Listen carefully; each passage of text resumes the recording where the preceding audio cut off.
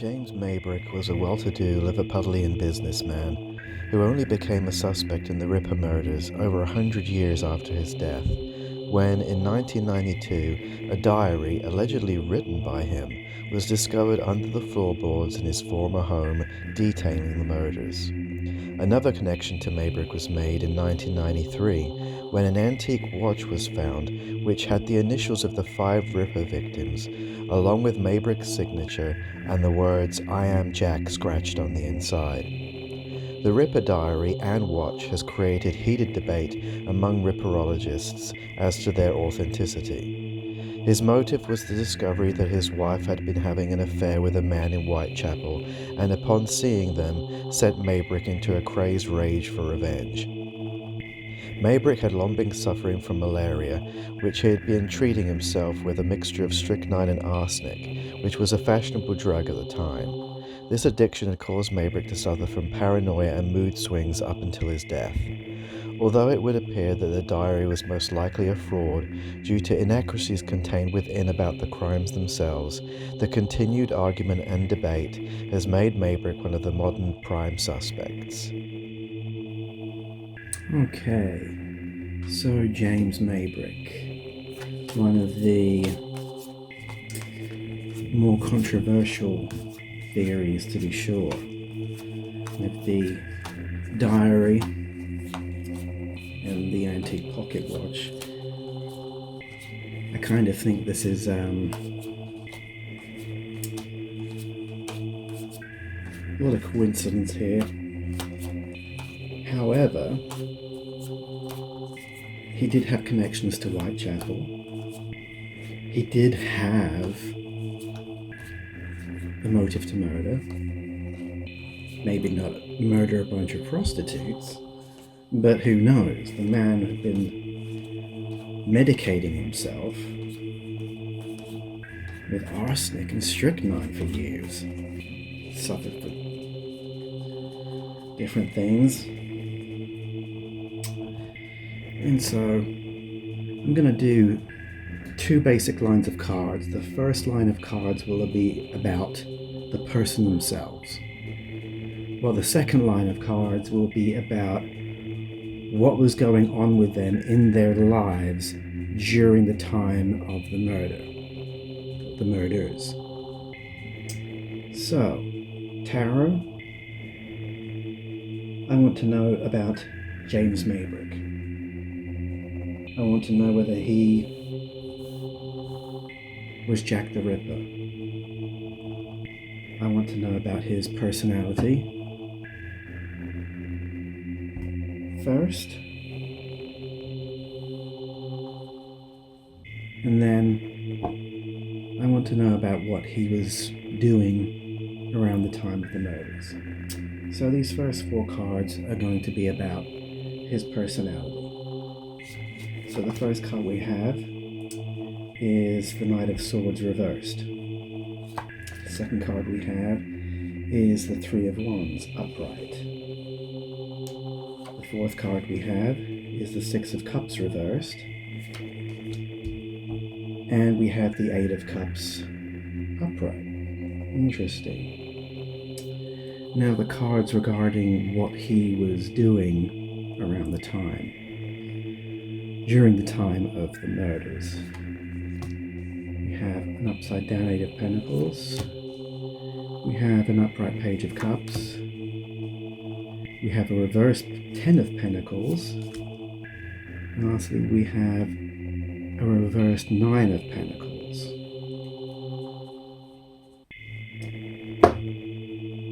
So let me have a look at these cards for a moment here.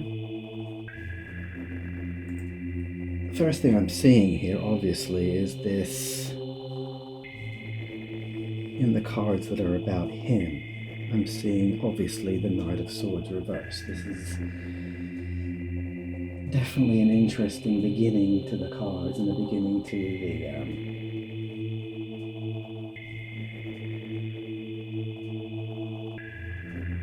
the Knight of Swords. Obviously reversed indicates that he was a restless person. He was He was very impulsive. He was having a burnout. He was exhausted. He was kind of out of ideas. He was kind of, you could say he was confused, which is certainly in keeping with a man who was self-medicating for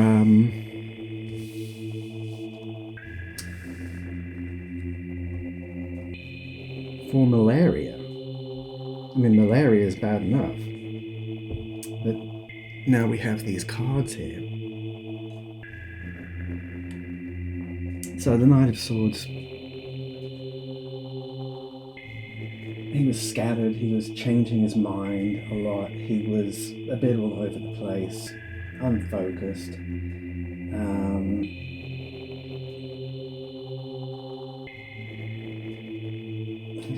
Just reckless, impatient. He was going to burst. He needed some way of releasing things. So it could mean that he was very angry.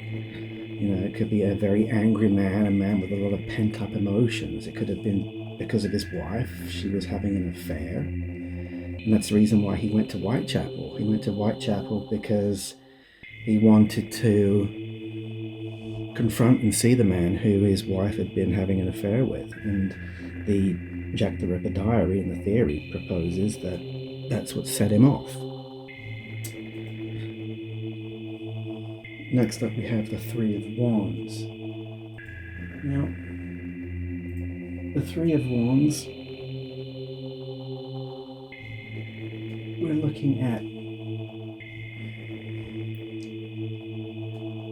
somebody who was, whilst this card is very frantic and unfocused, this card is a card of like seeing opportunities to express themselves, opportunities to progress their lives, foresight, and obviously this is a card of maybe thinking about traveling, going somewhere else, getting away from it all. He was longing to get away from something. Whether that was his wife, who knows? But to me, that card is somebody who was just thinking about getting away from it all. He was thinking about getting away from his life. He didn't know what to do, and that was an option. He did live his earlier years in Norfolk, Virginia, in the US. His wife was from there. She was from a well-to-do Southern family. And they had moved back to Liverpool during a bad economic period. So, we certainly have someone here who is really kind of lost and kind of thinking about all different kinds of things, not really sure about what to do, very unfocused here. A lot of unfocused stuff going on here. Next we have the reversed Six of Cups.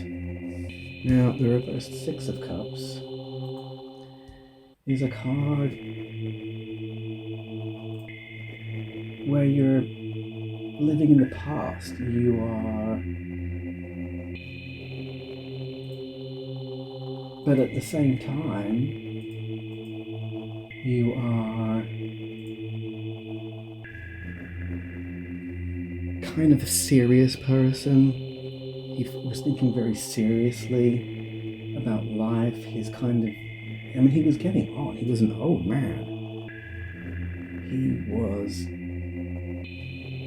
He had left. He didn't have any kind of childlike energy anymore in himself.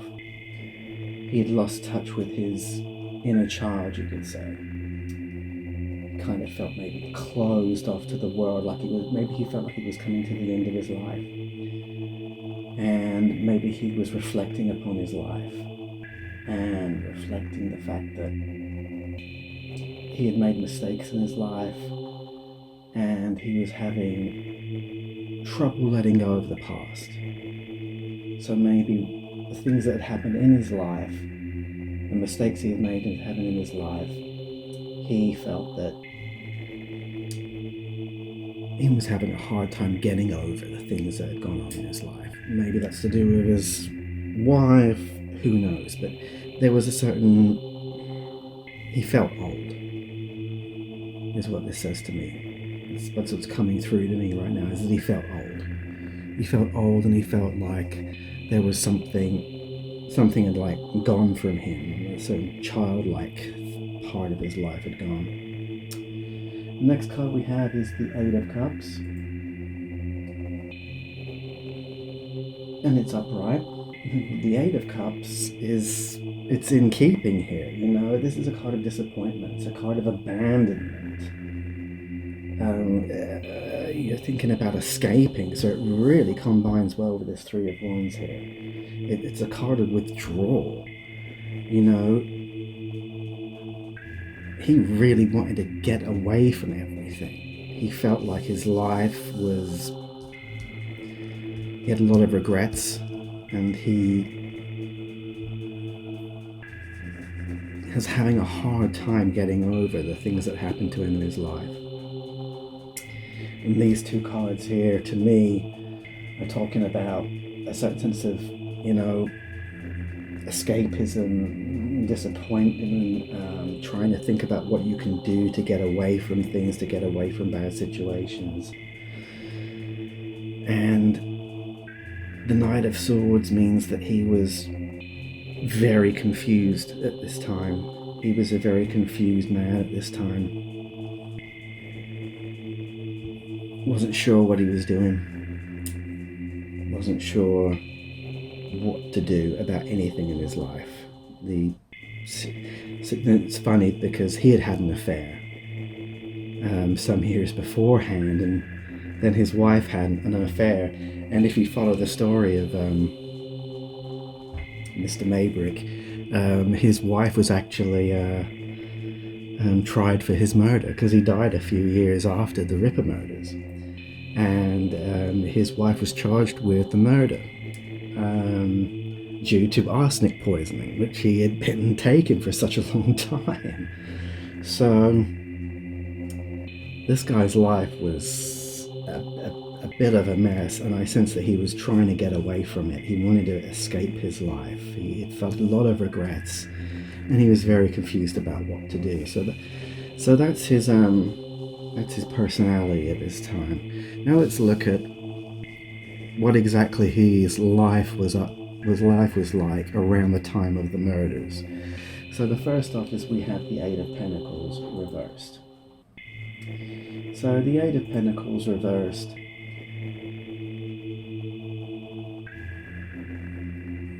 it's a card of upright. It's a card of working on what you do.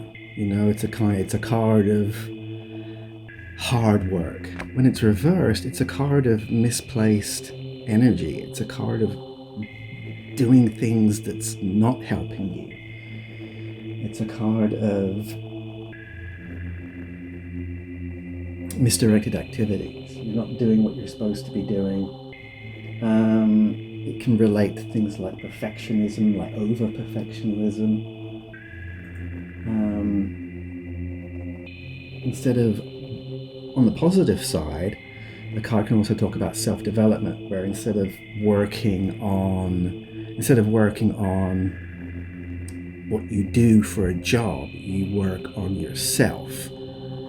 So maybe at this time of his life, he was trying to figure out, as is in keeping with these cards about his personality, these cards are talking about what he was doing about his situation. Maybe he was thinking about self-development. He was trying to think about how to get out of this problem that he found himself in.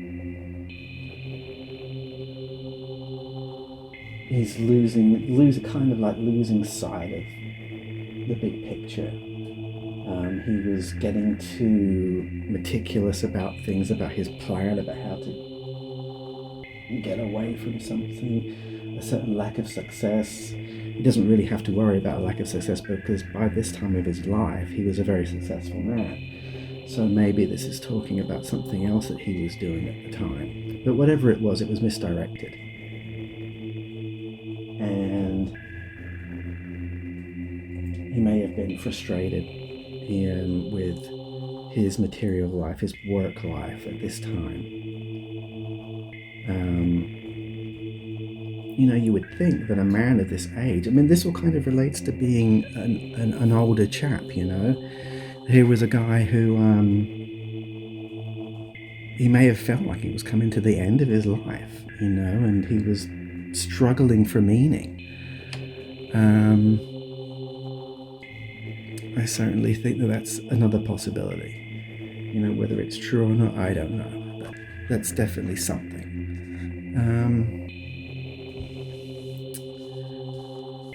Then we have the Page of Cups. And we have the Page of Cups upright. And obviously the Page of Cups upright is a card that's a very positive card. It's a card of creative opportunities, intuitiveness, possibilities, romance, emotional kind of sparks, a certain sense of curiosity. Maybe he was thinking about, it comes like from this, he was thinking about self-development. He was trying to get ideas of what to do with the rest of his life. And if he was doing this kind of thing at the time of the Ripper murders, then it makes me wonder. It's a different kind of energy. The Page of Cups upright almost indicates that he maybe was getting a lot of ideas, maybe too many ideas. Who knows? But that card's kind of interesting. And we have the Ten of Pentacles reversed, which is almost contradictory to some of this stuff, because when you think about the guy's life, he was towards the end of his life. But what this card also talks about, this is a card of kind of like wealth. It's the culmination of the Pentacles, the Ten of Pentacles. When it's upside down, it can talk about the evils of wealth, the dark side of wealth. It can talk about loss, material loss. Maybe this has something to do with his wife. The fact that he had married well. His wife came from a well-to-do family in America. Maybe he felt that losing her was going to somehow affect his material existence. The dark side of wealth. He was a drug addict. This man was a drug addict. He obviously spent his money on vices, on drugs, to try and medicate himself with his malaria.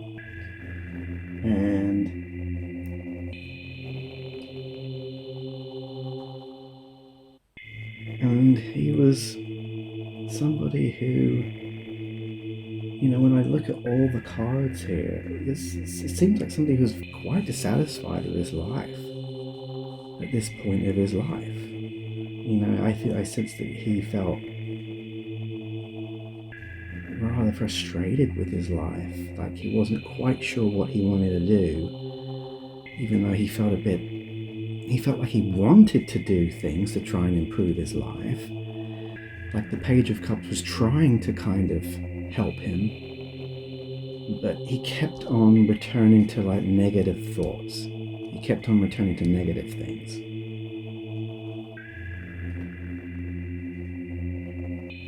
And the Nine of Pentacles, to kind of like finish this off, is a card of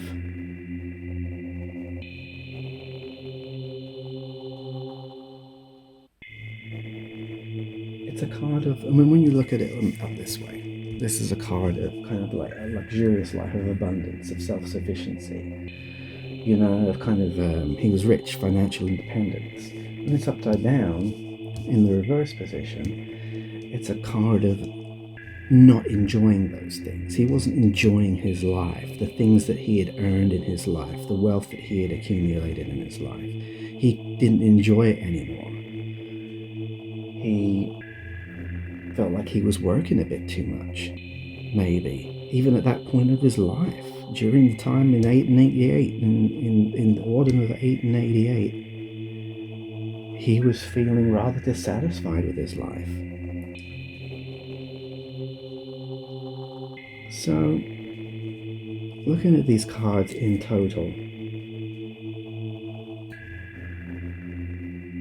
I'm not really seeing anything here that would indicate to me that this was a man who was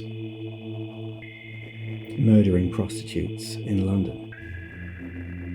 This was a man who was a bit old and bitter, who was looking for escape. He felt betrayed by his wife, and he felt a bit betrayed by his life. He was worried about his station in life. He was unsatisfied with his work. He was, is there more to life than this? He felt old. He felt like, is this all to life? Is this it? And it's really quite sad. I kind of looking at these cards here, it paints a picture of a rather sad man and with a kind of a sad life. And whether this was caused by his discovery that his wife was cheating on him, I don't know. But he was not a happy chap. And he was dreaming about escaping, but he didn't quite know how to do it. He was tired of his work. He felt a little bit betrayed that his wealth hadn't brought him the happiness that he wanted at the end of his life. And even though he might have had good intentions to try and improve his life, he wasn't sure how to do it. And so, when you look at the Ripper Diary, the Jack the Ripper Diary, and the tone and the words that are spoken in that diary, it's pretty graphic. It's definitely almost like an American Psycho type book. I'm just not seeing a correlation with the cards that I've pulled here. So, those are my cards for James Maybrick. And we shall now move on. Well, we're going to conclude the James Maybrick investigation. I really didn't see anything in the cards that suggested violence, suggested underhanded things, secret things, crimes, insanity, craziness, anything like that. There was nothing too extreme about this. Really, this was a reading about a regretful old man, and a man whose mental state maybe was a bit jumbled up, whether with age or whether with the medicine he'd been taking all of his life, the fact that he had malaria. There just wasn't anything here that would suggest that this was a violent serial killer. You had cards like the Ten of Pentacles, which is kind of like, and the reverse Nine of Pentacles. They're both these reversals. All these reverse pentacles indicates like a